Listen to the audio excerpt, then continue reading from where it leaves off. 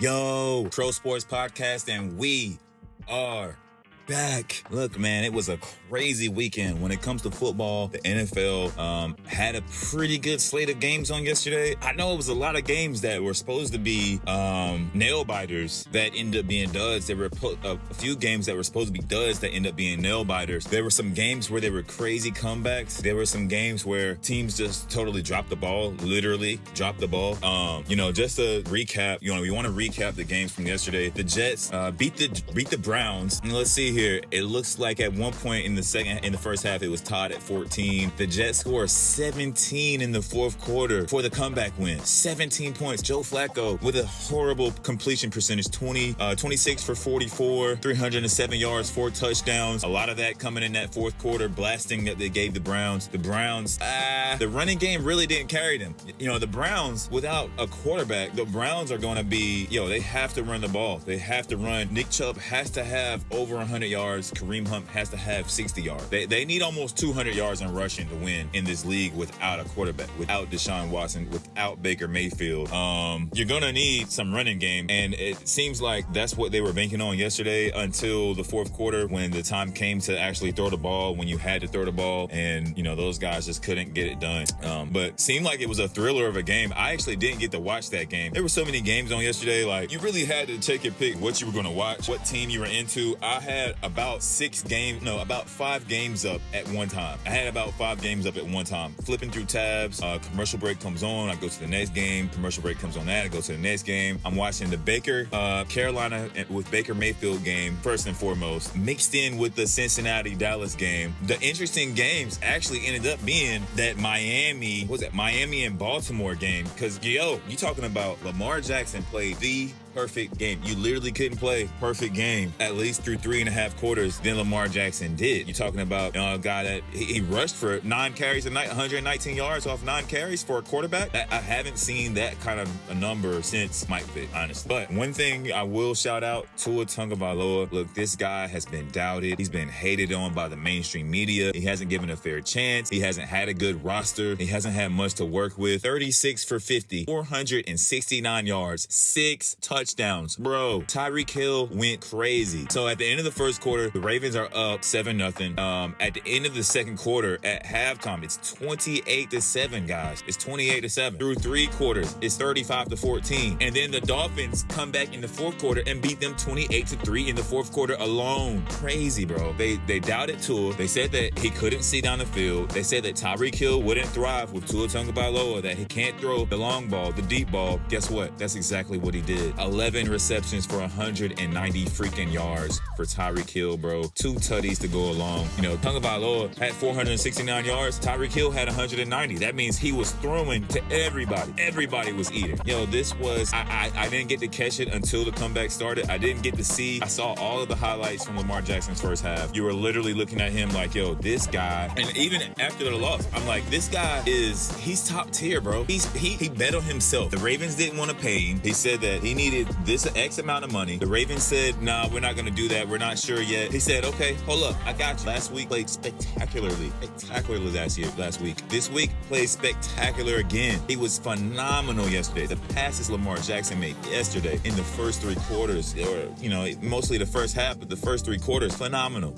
But this game came down to who wants to be 1-1, who wants to be 2-0. Tua has a lot to prove. So does Lamar Jackson, because you're pretty much saying, don't worry about it. I'll show you that I'm worth that big contract. And you're putting yourself at risk being out here every week playing without that contract in hand. But he's only done good for himself these first 2 games. I will say that a lot of the conflict with signing him to a long-term deal is that he's a leg-first type of quarterback, and he's proven, that he has it all. He has the complete game. It's just a mental thing. For these guys coming in, it's mainly mental. They come in with all the physical attributes. You have to catch up to the mental aspect of the professional league. Because those guys, they think on a higher level. They see 3 and 4 steps ahead of a guy who's just starting out, who's just getting going. Great game, phenomenal game. The Dolphins are 2-0. Super exciting for the league, for the Dolphins to be contenders.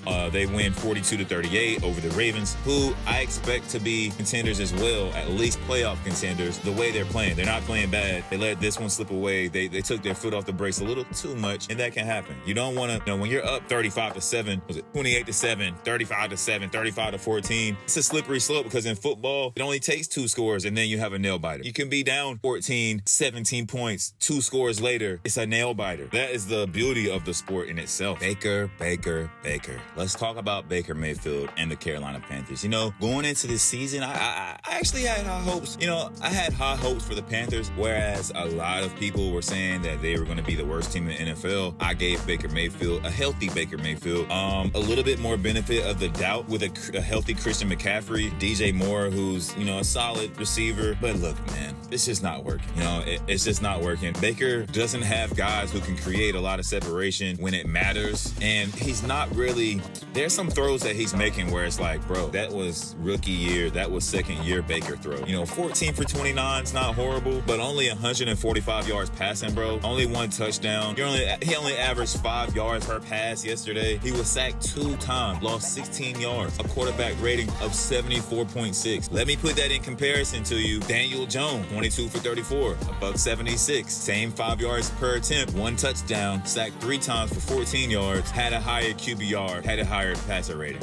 You can't get outplayed by Daniel Jones. You just can't. Now, mind you, the Giants are playing a lot better. The defense is a lot better, much improved. The O-line is much improved. You have Saquon Barkley back, had another decent day, 21 carries, 72 yards. But you had Christian McCaffrey with 15 carries for 102. Why did he only get 15 carries, bro? So, you know, I'm kind of split because you can't sit here and preserve Christian McCaffrey. He's a football player. You, as much as you want to keep him from getting injured and as much as we know he's injury prone to the core, you can't sit here and just let the guy carry the ball 15 times and he's got a buck on it already. He's got 102 yards. Mind you, one of those carries went for 49 yards. So really 14 carries for the other 50, 60 yards. You know what I mean? After that 1 carry, he really didn't do much. But whose fault is that? I'm trying to figure out why the Carolina Panthers have the running game and are trying to force Baker Mayfield into being the hero. I'm trying to figure out how the Carolina Panthers have 3 fumbles in one game. Robbie Anderson, Hubbard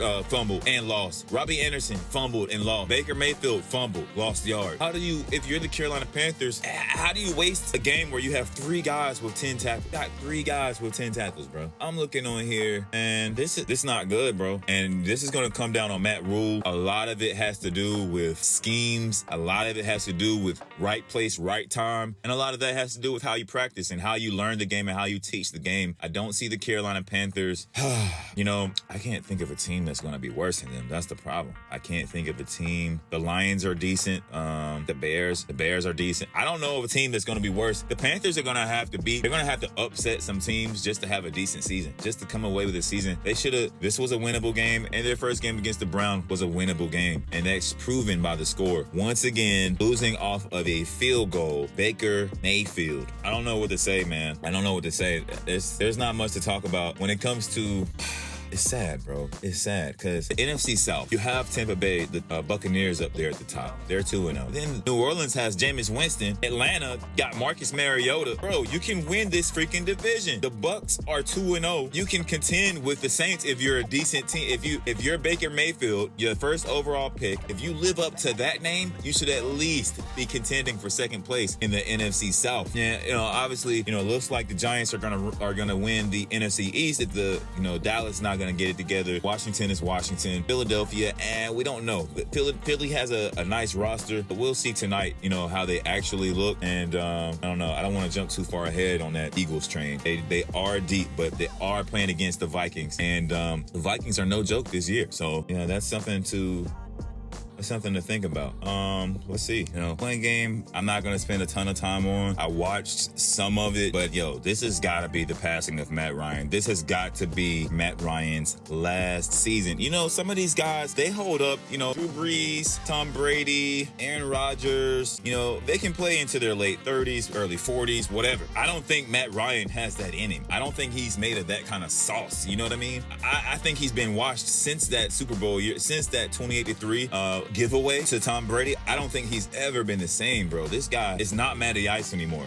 He's a shell of himself. You're talking about Matt Ryan, 16 for 30, $195, only 6.5 yards per pass, 0 touchdowns, 3 interceptions. Bro, this, a QBR of 6.3. Mind you, you're going up against a second-year quarterback in Trevor Lawrence, who went 25 for 30, amazing, 235 yards, steady, 7.8 yards per pass, 2 touchdowns, no picks, not sacked not once, never sacked not once, QBR of 95.3, and a passer rating of 121.5 compared to Matt Ryan's 34. This game, bro, they could have went and got Jimmy G. You know what I mean? Is Jimmy G better than Matt Ryan? Damn right he is. I think so. Right now, this Matt Ryan, bro, I turned on the game. You got Jonathan Taylor back there. He can't even get off because he's got Matt Ryan handing the ball off to him. You got Matt Ryan handing off the ball to literally top 3 running back in the league. It makes no difference. You know they're not passing the ball if they don't have to. Matt Ryan couldn't get the ball down the field last night. It shows that $195, bro, that's people put that up in the first half. You know what I mean? I don't know where the Colts go from here. When I talk about the Panthers being the worst team in the league or not, I have to put the Colts in there because they're in the same situation.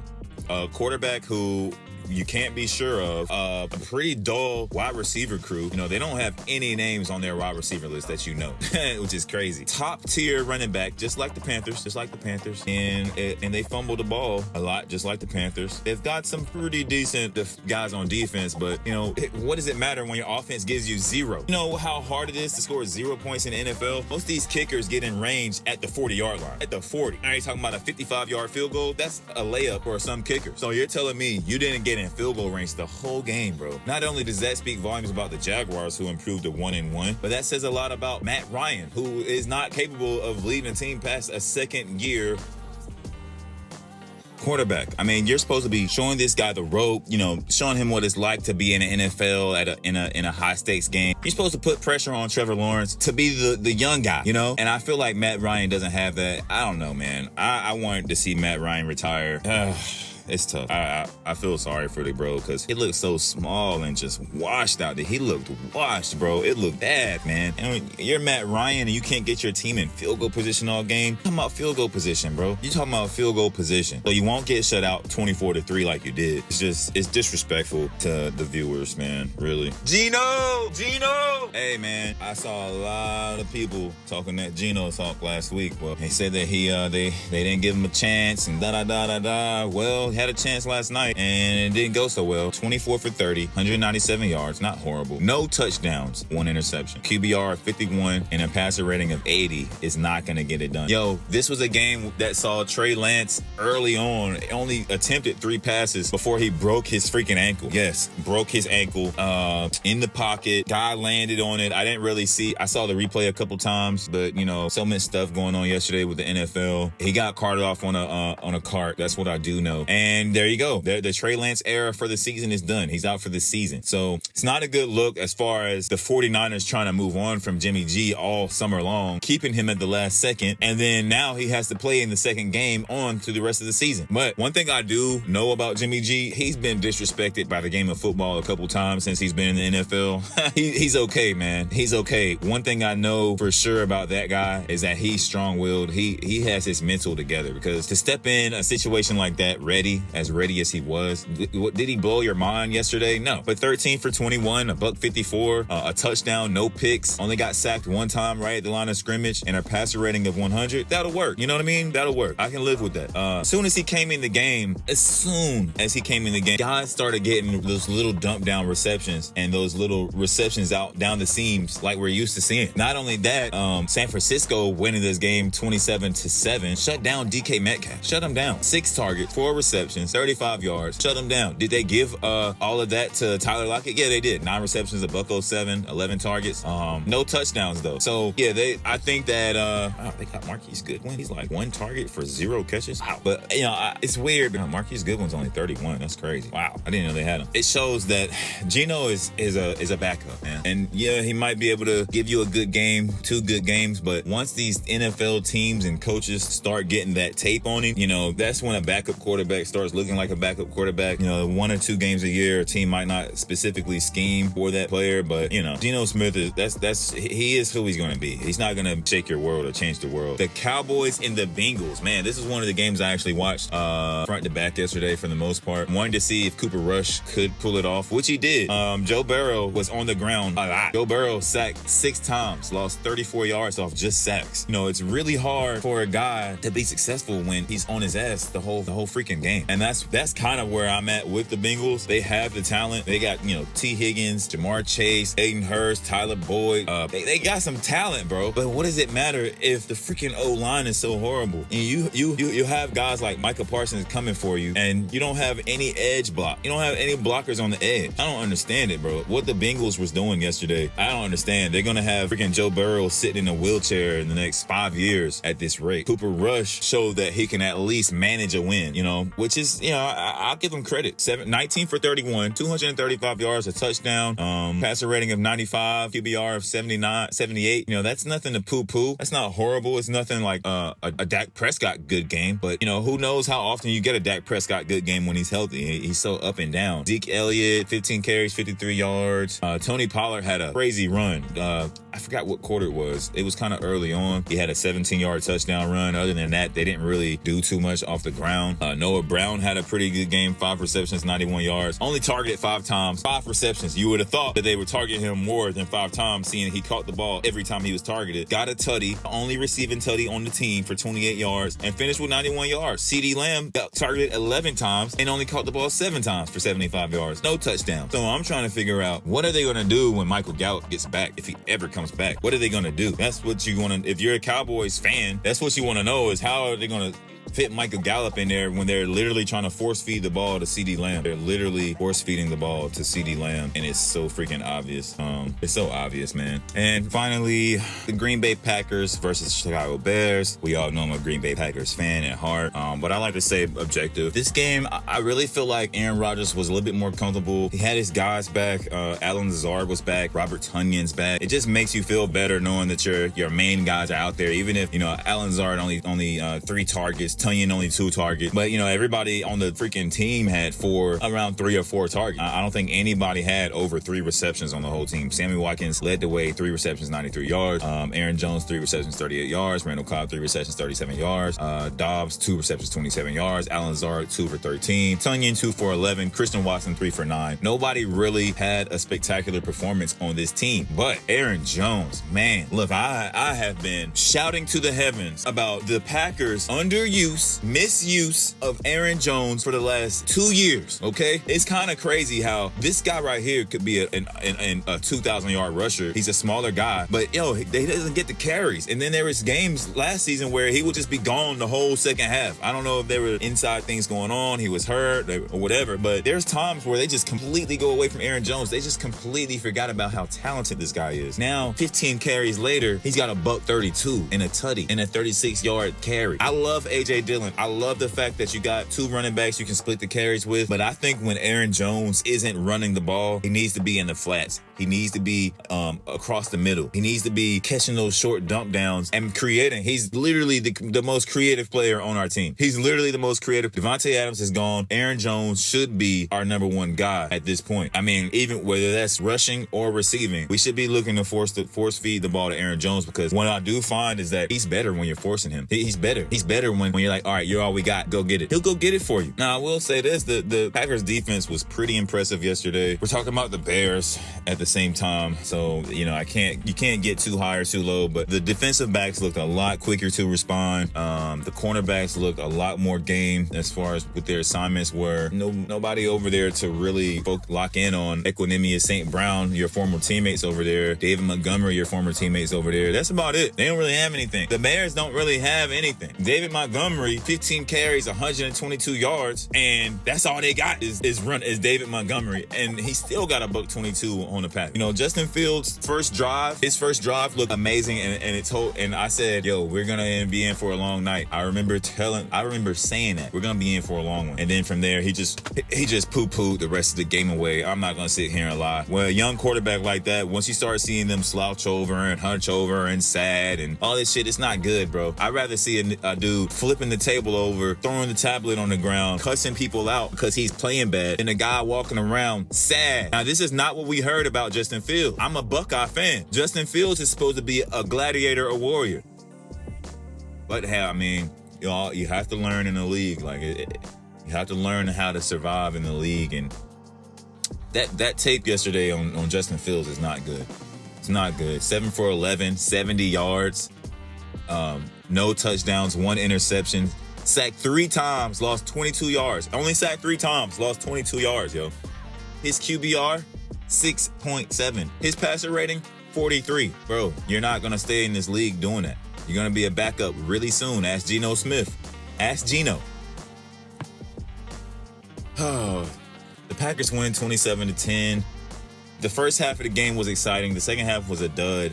My Packers, we always find a way to play not to lose in the second half of games when we have a big lead in the first half. The whole second half, we're up 24-7 at halftime.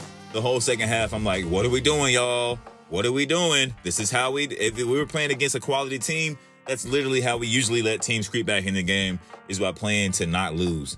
You just got to wait and see with this team's. I don't really know exactly. Who's next?